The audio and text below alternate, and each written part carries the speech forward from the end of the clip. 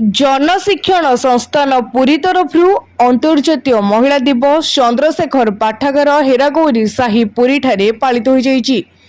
एही उत्सव रे मुख्य अतिथि भावे अवसर प्राप्त जिला समाज कल्याण अधिकारी शर्मिष्ठा महांती, मुख्य वक्ता भावे डीपी फिने एडजे एकाडेमी सह प्रतिष्ठाता श्रीमती अशोका मंजरी नायक, सम्मानित अतिथि भावे MR of plant manager Shrimati Rekharani Das Mahapatra उत्सव रे जोग देथिले। मुख्य वक्ता श्रीमती अशोका मंजरी नायक महिला अधिकार दायित्व महिला दक्षता आत्मनिर्भरशील सरकारी सुविधा उपरे वक्तव्य रखिथिले।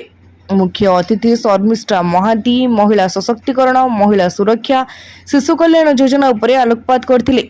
ଏହି ଉତ୍ସବରେ ସଂସ୍ଥାନର କାର୍ଯ୍ୟକ୍ରମ ଅଧିକାରୀ ଶ୍ରୀଯୁକ୍ତ ଶଶିଭୂଷଣ ଦତ୍ତ ସଭାପତିତ୍ୱ କରିବା ସହିତ ମହିଳାମାନଙ୍କର କିଭଳି ବିଭିନ୍ନ ପ୍ରଶିକ୍ଷଣ ନେଇ ରୋଜଗାରକ୍ଷମ ହୋଇପାରିବେ ତଥା ଉଦ୍ୟୋଗୀ ସୃଷ୍ଟି କରିପାରିବେ ସେ ବିଷୟରେ ସୂଚନା ପ୍ରଦାନ କରିଥିଲେ। ଏହି କାର୍ଯ୍ୟକ୍ରମରେ ସହ କାର୍ଯ୍ୟକ୍ରମ ଅଧିକାରିଣୀ ଶ୍ରୀମତୀ ନିକି ପ୍ରଧାନ ସାଂସ୍କୃତିକ କାର୍ଯ୍ୟକ୍ରମ ସହିତ ବିଭିନ୍ନ କ୍ଷେତ୍ରରେ କୃତିତ୍ୱ ଅର୍ଜନ କରିଥିବା ପ୍ରଶିକ୍ଷାର୍ଥୀ ଏବଂ ପ୍ରଶିକ୍ଷିକାମାନଙ୍କୁ ଅତିଥିମାନଙ୍କ ଦ୍ୱାରା ପ୍ରଶଂସାପତ୍ର ବଣ୍ଟନ ଏବଂ ଧନ୍ୟବାଦ ଅର୍ପଣ କାର୍ଯ୍ୟକ୍ରମ ତୁଲାଇଥିଲେ। ଏହି କାର୍ଯ୍ୟକ୍ରମରେ ଅନୁଷ୍ଠାନ କର୍ମଚାରୀ ପ୍ରସାଦ ଦ୍ୱିବେଦୀ ଜୀବନଜିତା ଦାସ ବାଦଲ ପରିଡ଼ା ଉପସ୍ଥିତ ରହି ଏହି କାର୍ଯ୍ୟକ୍ରମକୁ ସହଯୋଗ କରିବା ସହିତ 200ରୁ ଊର୍ଦ୍ଧ୍ୱ ମହିଳାଙ୍କୁ ସାମିଲ କରିଥିଲେ। आज आंतर्जातिक महिला दिवस उपलक्षे आम आज जेएसएस तरफ दिवस को बहुत बड़ आडंबर सहित पालन करुचु।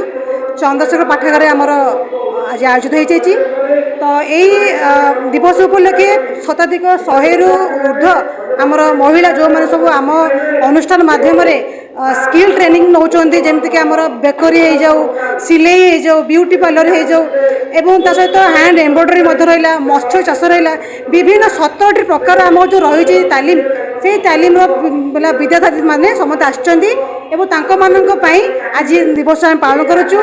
आमर এই দিবসକୁ ଆପଣମାନଙ୍କୁ ମାନେ ସମସ୍ତଙ୍କୁ ଆମ ଜନସଂଖ୍ୟା ସଂସ୍ଥା ତରଫରୁ ଆମେ ଧନ୍ୟବାଦ ଜଣାଉଛୁ। এটা হচ্ছে অনুমোদিত অনুষ্ঠান যে অনুষ্ঠান কার্যক্রম হচ্ছে জনশিক্ষণ সংস্থান তার মুখ্য কার্যক্রম হচ্ছে কিভাবে 15-45 মধ্যে বেকার যুবক যুবতীମାନଙ୍କୁ প্রশিক্ষণ বিভিন্ন প্রকার সাধারণ প্রশিক্ষণ দিয়ে তাদের উদ্যোগী করা তাদের কৌশল প্রয়াস করা কিভাবে ସେମାନେ ରୋଜଗାରକ୍ଷମ ହେବେ ଏବଂ ଆଗକୁ ବଢ଼ିବେ ସଶକ୍ତିକରଣ ହେବେ ସେମାନଙ୍କ ଦିଗରେ ଗୁରୁତ୍ୱ ଦେଉଛୁ। ଆଜିର ଦିନରେ ସେମାନଙ୍କୁ ଆମେ ଆହ୍ୱାନ ଦେଉଛୁ ସେମାନେ ଆଜି ଆମ ପାଖରେ ଅଂଶଗ୍ରହଣ କରିଛନ୍ତି। 100ରୁ ଊର୍ଦ୍ଧ୍ୱ ପ୍ରଶିକ୍ଷାର୍ଥୀ ଆମ ପାଖରେ ଅଛନ୍ତି ଟ୍ରେନର୍ସ ଅଛନ୍ତି ପ୍ରଶିକ୍ଷଣଦାତା ଅଛନ୍ତି ଏବଂ କମ୍ୟୁନିଟି ଲିଡର୍ସ ମାନେ ଅଛନ୍ତି ତାଙ୍କୁ ଆମେ ଆଜିର କାର୍ଯ୍ୟକ୍ରମରେ ଓମେନ୍ସ ଡେ ସ୍ପେଶାଲରେ ତାଙ୍କୁ ବାର୍ତ୍ତା ଦେଉଛୁ ଯେ ଆପଣମାନେ ସମସ୍ତେ କୌଶଳୀ ହୁଅନ୍ତୁ ଉଦ୍ୟୋଗୀ ହୁଅନ୍ତୁ ରୋଜଗାରକ୍ଷମ ହୁଅନ୍ତୁ ଏବଂ କୌଶଳ ବିକାଶ କରନ୍ତୁ। ଆମ ଭାରତ କୌଶଳ ଭାରତ ହେଉ ଏବଂ ଆମର ସାମଗ୍ରିକ ବିକାଶ ହେଉ। ପୁରୀରୁ ରବୀନ୍ଦ୍ର ଜେନାଙ୍କ ସହ ନିରାକାର ମହାନଗର ରିପୋର୍ଟ ତୀର୍ଥକ୍ଷେତ୍ର ଲାଇଭ୍।